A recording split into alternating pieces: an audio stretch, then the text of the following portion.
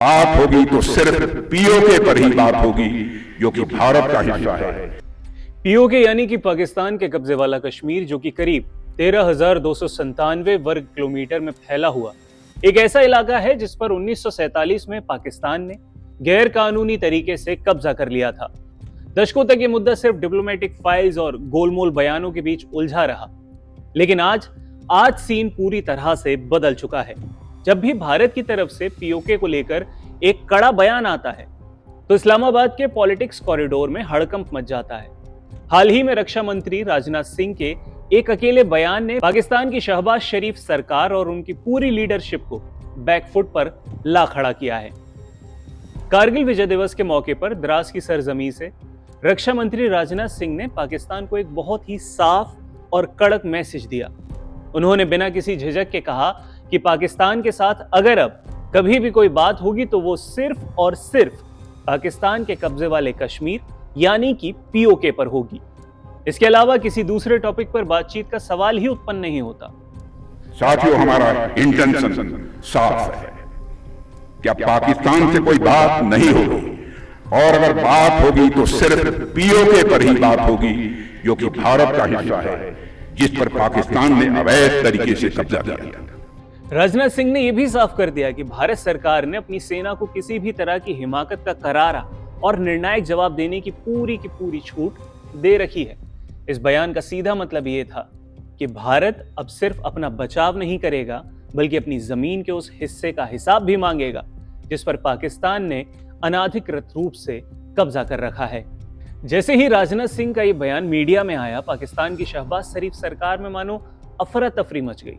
पाकिस्तान के विदेश मंत्रालय से लेकर उनके रक्षा मंत्री तक सब एक्टिव हो गए। आनन फानन में बयानों की बौछार होने लगी।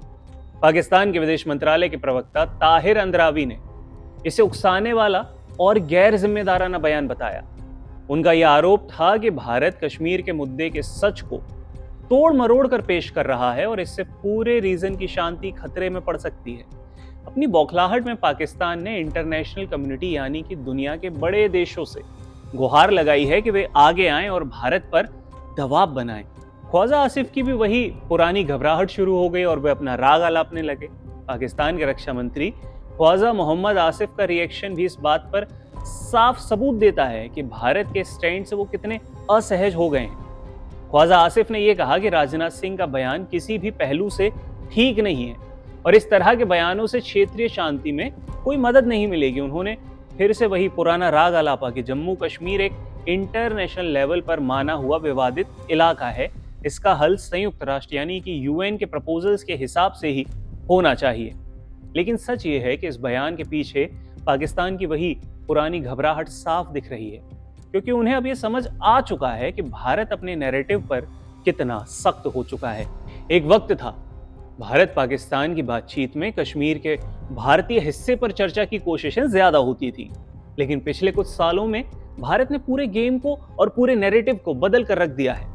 अब भारत की नीति ऑफेंसिव डिफेंस की है।